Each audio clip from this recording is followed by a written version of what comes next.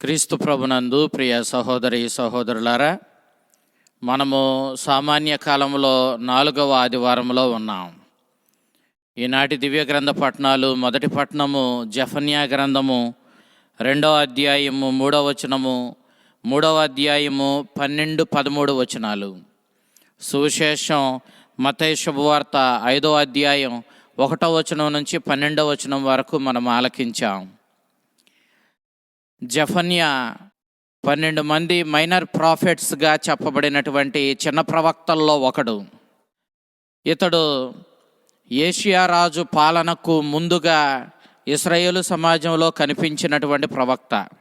యోషియా రాజు క్రీస్తు పూర్వం 640వ సంవత్సరం నుంచి 609వ సంవత్సరం వరకు ఇశ్రాయేలును పరిపాలించాడు. అయితే ఈ యోషియా రాజు పాలనకు ముందు పరిపాలించినటువంటి 2 ఇశ్రాయేలు రాజులను మనం చూసినప్పుడు, మనస్సే, ఆమోను అనేటటువంటి 2 రాజులు కూడా పూర్తిగా యావే ఆరాధనను అశ్రద్ధ చేసి, యావే ధర్మశాస్త్రాన్ని అశ్రద్ధ చేస్తూ ప్రజల్ని గాలికి వదిలేసి దైవ భయం లేనటువంటి సమాజాన్ని నిర్మించారు. ఇలాంటి పరిస్థితుల్లో జెఫన్యా ప్రవక్త దేవుని సందేశాన్ని అందిస్తూ, మీరైతే మీ ఇష్టారాజ్యంగా మీ జీవితాలు జీవిస్తూ ఉన్నారు. యావే అంటే భయం లేదు, ఆయన ధర్మశాస్త్రం అంటే మీకు లెక్కలేదు, మీ ఇష్టారాజ్యంగా మీరు జీవిస్తూ ఉన్నారు. కానీ రానున్న రోజుల్లో యావే రోజు రాబోతూ ఉంది. ఆ తీర్పు రోజున ఇదిగో సమాజంలో గొప్ప స్థితిలో ఉన్నవారు, ధనవంతులు, జ్ఞానం గలవారమని చెప్పుకుంటూ విర్రవీగుతున్న వారందరూ కూడా అనేక విధమైన శ్రమలకు గురి అవుతారు. దేవుని యొక్క తీర్పుకు గురి అయ్యి వారి జీవితపు నిర్లక్ష్యం వల్ల వారే శిక్షను కొని తెచ్చుకుంటారు. కానీ ఎవరెవరైతే దేవుని యందు, యావే యందు, అతని ధర్మశాస్త్రమందు భయభక్తులు కలిగి జీవిస్తూ ఉన్నారో, వినయాత్ములై తగ్గింపుతనము కలిగి దేవుని విధేయిస్తూ జీవిస్తూ ఉన్నారో, ఆయన ధర్మశాస్త్రాన్ని పాటిస్తూ ఉన్నారో, వారు తప్పకుండా అతడిచ్చే బహుమానానికి ఆ రోజు ఆ యావే తీర్పు తీర్చగా వాళ్ళు న్యాయాన్ని పొందుతారు. తత్ఫలితంగా ఆయన బహుమానానికి వారసులు అవుతారని జెఫన్యా ప్రవక్త ప్రవచించడాన్ని మనం చూస్తూ ఉన్నాం. ఒకరోజు రాబోతూ ఉంది. ఆ రోజు స్వయంగా దేవుడే మానవ చరిత్రలోనికి ప్రవేశిస్తాడు. మానవుల అనుదిన వ్యవహారాలలో అతడు భాగస్థుడవుతాడు. వారి యొక్క కష్టసుఖాలను పరిశీలిస్తాడు. అతన్ని విధేయించువారు, అతని కోసం జీవించు వారికి అతడు బహుమానాన్ని, అతన్ని లెక్క చేయని వారు తమ శిక్షను తామే కొని తెచ్చుకున్న వారు అవుతారని చెప్పి జెఫన్యా ప్రవక్త ప్రవచించాడు. కాబట్టి మీరందరూ కూడా దేవుని యందు భయభక్తులు కలిగి జీవించండి అంటూ వారిని ప్రోత్సహించాడు. అయితే ఇశ్రాయేలు సమాజంలో అతి కొద్ది మంది మాత్రమే దేవుని ధర్మశాస్త్రాన్ని విధేయించి జీవిస్తూ ఉంటారు.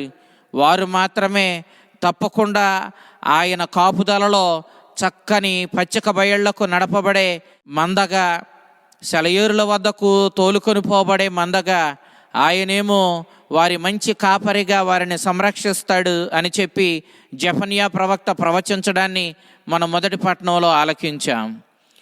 ఈనాటి ఈ మొదటి పట్టణం ఆధారంగా దేవుడు వినయాత్ములను, తగ్గింపుతనము కలవారిని, పేదలను ఆదుకుంటాడని, గర్వంతో విర్రవీగుతూ దేవుణ్ణి లెక్క చేయకుండా జీవించే ధనవంతులను, గర్విష్ఠులను ఆయన శిక్షిస్తాడని చెప్పి, ఆ తీర్పు రోజు రానయ్యుందని చెప్పి, ఆ యావే రోజు గూర్చి జెఫన్యా చెప్పడాన్ని బట్టి మనము వినయాత్ములుగా, తగ్గింపుతనముతో, పేదలమై జీవించి దేవునికి విధేయించి తద్వారా మన జీవితాలు ధన్యం చేసుకోవాలనే సందేశాన్ని మనము ఆలకిస్తూ ఉన్నాం.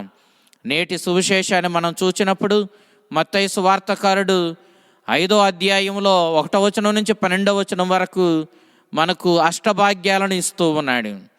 ఈ అష్టభాగ్యాలు, ఈ 8 సంతోషదాయకమైనటువంటి సూక్తులు స్వయంగా క్రీస్తు మనకు అందిస్తూ, తద్వారా మనము ఆ క్రీస్తుతో ఐక్యమై, ఆయనకు విధేయులమై, ఆయన తెచ్చిన రక్షణ భాగ్యాన్ని స్వీకరించి మనము దేవుని పుత్రులుగా పరలోక రాజ్యానికి, ఆ నిత్య నివాసానికి వారసులుగా మనం మారాలి అనంటే ఈ 8 అష్టభాగ్యాలను మన జీవితంలో పాటించాలని మత్తయి సువార్తకారుడు మనకు సూచిస్తూ స్వయంగా ఈ సంతోషదాయకమైన ఈ 8 భాగ్యాలను యేసుక్రీస్తే మనకు వెల్లడి చేసినట్లుగా మత్తయి సువార్తకారుడు సువిశేషంలో మనకు అందించాడు. ఈ అష్టభాగ్యాలు ప్రభు పర్వతం పైకి ఎక్కి ప్రకటించినట్లుగా మనం చూస్తూ ఉన్నాం. పూర్వం దేవుడు 10 ఆజ్ఞలను సినాయి పర్వతం మీద మోషే ద్వారా ఇశ్రాయేలు ప్రజలకు అందించాడు. ఈనాడు అదే రీతిన పర్వతం పైకెక్కి క్రీస్తు ఈ అష్టభాగ్యాలు ప్రకటించడం ద్వారా వీటిని మన జీవితంలో తూచా తప్పకుండా పాటించాలని, తద్వారా మనము ఆ దేవుని పుత్రులుగా నిత్య జీవానికి మనం వారసులమై ఆ నిత్య నివాసములో శాశ్వతంగా జీవించగలిగిన వారుగా మనం ఉంటామని, క్రీస్తుని అనుసరించి అతడు తెచ్చిన ఈ భాగ్యాలన్నీ మనం సొంతం చేసుకోగలుగుతామని నేటి సువిశేషం మనకు వెల్లడి చేస్తూ ఉంది. దీనాత్ములు ధన్యులు, దేవరాజ్యము వారిది అని ప్రభు ప్రకటించాడు. దీనులు ధన్యులు, పేదలు, ఈ లోకంలో ధనము లేనివారు, ఈ లోక వస్తువులు లేనివారు, ప్రజల దృష్టిలో ధనవంతులుగా పరిగణించబడని పేదలు ధన్యులు. అంతేకాదు మన జీవితంలో దేవునికి అంకితమై క్రీస్తుని సందేశానికి మనల్ని మనం బద్దులుగా చేసుకొని ఆ సందేశానుసారము క్రీస్తు మన యొక్క యజమానిగా, మనము ఆయనకు సేవ చేసే సేవకులుగా ఆయన సందేశానుసారం మనము జీవించినప్పుడు ఖచ్చితంగా మనము దైవరాజ్యానికి వారసులమవుతాము. మనము దీనత్వం కలిగి అహంకారము, గర్వాన్ని విడనాడి జీవించినప్పుడు ఈ పేదలు ఈ లోకంలో అనేక శ్రమలు అనుభవించిన, దీనత్వం కలిగి జీవించడం వల్ల అనేక ఇబ్బందులకు గురి అయిన వాటన్నిటినీ సహించి క్రీస్తుని అనుసరించడం ద్వారా ఆ నిత్య జీవము, ఆ పరలోక భాగ్యానికి, ఆ దైవరాజ్యానికి మనం వారసులమవుతామని చెప్పి, కాబట్టి పేదరికము, దీనత్వము గొప్ప సుగుణమని చెప్పి క్రీస్తు ఈనాడు వెల్లడి చేయడాన్ని మనం చూస్తూ ఉన్నాం. శోకార్తులు ధన్యులు, వారు ఓదార్చబడతారు అని ప్రభు చెప్తూ ఉన్నాడు. ఈ లోకంలో మానవ జీవితం జీవించేటప్పుడు మనకు అనేక విధమైనటువంటి బాధలు కలుగుతాయి. వాటిని గూర్చి మాత్రమే ప్రభు మాట్లాడడం లేదు. అతడు దేవుణ్ణి అనుసరించడంలో, దేవుని వాక్యానుగుణంగా జీవించడంలో ఎదురయ్యేటటువంటి దుఃఖాన్ని ఈనాడు క్రీస్తు ప్రస్తావిస్తూ, ఆ విధమైనటువంటి శోకాన్ని భరించేవాళ్ళు, ఆ విధంగా శ్రమల్లో కూడా దేవుని సందేశానుసారం జీవించడానికి తప్పించువారు, ఆ దేవుని చేత ఎన్నుకోబడి అతనికి పూర్తిగా తమ జీవితాలను అంకితం చేసి బాధలనైనా సహించి బ్రతికేవారు ధన్యులు. వారు దేవుడిచ్చే ఓదార్పును పొంది ఆ నిత్య జీవాన్ని సొంతం చేసుకోగలుగుతారు, నిత్యానందాన్ని పొందగలుగుతారని ప్రభు సూచించడాన్ని మనం ఇక్కడ చూస్తూ ఉన్నాం. వినమ్రులు ధన్యులు, వారు భూమికి వారసులు అవుతారు అని చెప్తూ ఉన్నాడు. మనం మొదటి అష్టభాగ్యంలో చూచినట్లు వినమ్రులు, దేవునికి విధేయత చూపించువారు, తగ్గింపుతనము కలిగి దేవుని యొక్క వాక్యానుగుణంగా జీవించడానికి తప్పించువారు తప్పకుండా ఇదిగో ఆ పరలోక రాజ్యానికి, ఆ నిత్య జీవానికి వారసులవుతారు అని చెప్పి ప్రభు ప్రకటించడాన్ని మనం చూస్తూ ఉన్నాం. ఆకలి దప్పులు గలవారు ధన్యులు, వారు సంతృప్తి పరపబడతారు అని చెప్తూ ఉన్నాడు. ఈ లోకంలో మనం జీవించాలంటే ఆహారం అవసరము. ఈ ఆకలి గూర్చి ప్రభు మాట్లాడడం లేదు. మనమందరమే సంతృప్తిగా తినగలుగుతూ ఉన్నాం. మరి 3 పూట్ల భోజనం చేయడానికి లేని వారి గూర్చి మనం ఖచ్చితంగా బాధపడాలి. ఆ విధంగా ఆహారం లేని వారు బాధలను అనుభవిస్తారు. కానీ అంతకంటే ఆకలి కొని ఉండవలసింది దేవుని యొక్క సందేశాన్ని స్వీకరించడం, దేవుని గురించి తెలుసుకోవడం, అతని వాగ్దానాలు తప్పకుండా నెరవేరతాయని ఆశగా ఎదురు చూడడం, అతడు వాగ్దానం చేసినట్లు అతన్ని నమ్ముకొని అతన్ని అనుసరించిన వారు తప్పకుండా అతడిచ్చే ఆ నిత్య జీవానికి వారసులు అవుతారు. కాబట్టి ఆయనను నమ్ముకొని ఆయన్ను అనుసరిస్తూ ఆయనిచ్చే ఆ వాగ్దానం కోసం, అతడిచ్చే ఆ నిత్య జీవం కోసం ఆకలి దప్పులతో ఎదురు చూచేవాళ్ళు తప్పకుండా ఆ నిత్య జీవాన్ని సొంతం చేసుకొని వారి ఆకలి దప్పులను తీర్చుకుంటారని చెప్పి ప్రభు సూచించడాన్ని మనం ఇక్కడ చూస్తూ ఉన్నాం. దయామయులు ధన్యులు, వారు దయను పొందుదురు అని ప్రభు చెప్తూ ఉన్నాడు. యేసుక్రీస్తు మనుష్యావతారం ఎత్తి మానవుల మధ్య మానవుడిగా జన్మించడం, ఆ మనుష్యావతారము దేవుడు ఎంతో దయతో మనకు అనుగ్రహించిన గొప్ప వరము. క్రీస్తుని మనుష్యావతారమే దేవుని యొక్క దయతో కూడిన కార్యము.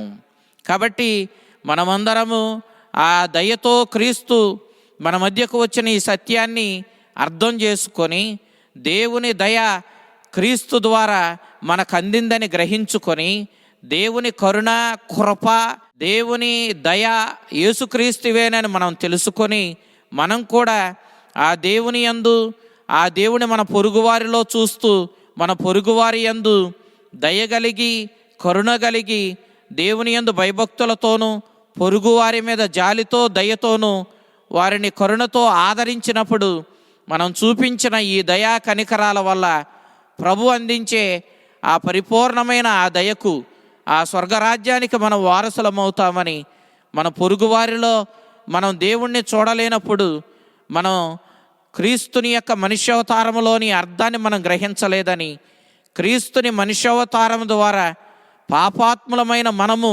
దేవుని దయకు పాత్రులమై స్వయంగా దైవపుత్రులమై దైవత్వంలో భాగాన్ని పొందాం. కాబట్టి ఇంత దయతో తన కనికరాన్ని ప్రదర్శిస్తూ మనల్ని దేవుని బిడ్డలుగా దైవత్వంలో భాగస్థులను చేసిన ఆ దేవుని కరుణను గ్రహించి అదే కరుణను మన పొరుగువారి ఎడల మనం ప్రదర్శించి మన జీవితాలను ధన్యం చేసుకొని ఆ దేవుని దయకు పాత్రులమై నిత్య జీవానికి మనం వారసులం అవ్వాలన్న విషయాన్ని ప్రభు మనకి ఇక్కడ తెలియచేస్తూ ఉన్నాడు. హృదయ శుద్ధి గలవారు ధన్యులు, వారు దేవుని దర్శింతురు అని ప్రభు చెప్తూ ఉన్నాడు. హృదయ శుద్ధి అంటే బాహ్యమైన శుద్ధి మాత్రమే కాదు. మనము మత్తయి శుభవార్త 23వ అధ్యాయము 27వ వచనం చూసినప్పుడు యేసుక్రీస్తు పరిసయ్యులను ఉద్దేశించి మీరు సున్నం కొట్టిన సమాధుల్లా ఉన్నారు అన్నాడు. బాహ్యంగా మీరు అనేక శుద్ధి కార్యాలు చేస్తున్నారు, కానీ కుళ్ళిన మృతదేహం ఉన్నట్లే మీ అంతరాత్మలో మీరు కుళ్ళుతో జీవిస్తూ ఉన్నారు. కాబట్టి మీరు బాహ్య శుద్ధి చేయడం వల్ల ఏ ప్రయోజనం లేదు. ఆంతరంగిక శుద్ధిని కలిగి ఉండాలని ప్రభు చెప్పిన మాటను మనం అర్థం చేసుకున్నప్పుడు మనం పూర్తిగా పాపాన్ని విడనాడి, దేవునికి విరుద్ధమైన క్రియలను విడనాడి, దేవుని వాక్యానుగుణంగా ఆయన చిత్తాన్ని పాటించుకుంటూ పవిత్రమైన జీవితాలు మనం జీవించినప్పుడు, మనం ఆంతరంగిక శుద్ధి కలిగి ఉన్నప్పుడు ఆ నిత్య నివాసమైన పరలోక రాజ్యానికి మనం వారసులమవుతాం. ఆ దేవుణ్ణి నిత్యము దర్శించుకుంటూ ఆయన సన్నిధిలో ఉండగలుగుతామన్న విషయాన్ని ప్రభు ఇక్కడ సూచిస్తూ ఉన్నాడు. శాంతి స్థాపకులు ధన్యులు, వారు దేవుని కుమారులు అనబడుదురు. శాంతిని స్థాపించడం అంటే మనం ఇతరులతో గొడవలు లేకుండా జీవించడం మాత్రమే కాదు. ఎవరైనా గొడవ పడినప్పుడు ఆ ఇరువురు వ్యక్తుల్ని కూడా, ఆ పొరుగువారిని ఐక్యపరచడానికి, వారి మధ్య స్నేహభావం స్థాపించడానికి మనం కృషి చేయాలి. ఎవరెవరైతే ఈ యొక్క శాంతిని కోరుకుంటూ జీవిస్తారో వాళ్ళు నిజంగా క్రీస్తుని అనుసరించిన వాళ్ళు అవుతారు. మెస్సియా కాలంలో శాంతి స్థాపించబడుతుందని ప్రవక్తలు ప్రవచించడం మనకు తెలిసిన విషయమే. మెస్సియా వచ్చినప్పుడు శాంతిని స్థాపిస్తాడని, అతడు శాంతికరుడైన రాజుగా పిలువబడతాడని మనం విన్నాం. ప్రతి క్రైస్తవుడు కూడా శాంతిని కోరుకోవాలి. క్రైస్తవ దేశాలు కూడా ఒక దేశం మీద ఒక దేశం యుద్ధాలు చేస్తూ ఒకరి ఎడల ఒకరు గొడవలతో ఈ భూమండలాన్ని నరకప్రాయం చేయడం మనం చూసినప్పుడు నిజంగా మనం ఎంతవరకు శాంతిని కోరుకుంటూ జీవిస్తున్నామో మనం ఆలోచించవచ్చు. ఎవరెవరైతే శాంతిని కోరుకుంటూ శాంతిని స్థాపించడానికి ప్రయత్నిస్తారో వాళ్ళు దేవుని కుమారులుగా పిలువబడతారు, దేవుని నిత్య నివాసానికి వారసులు అవుతారు. దేవుడు ఎప్పుడు శాంతిని కోరుకుంటాడు. కాబట్టి శాంతిని స్థాపించేవాడు దేవుని కుమారుడే.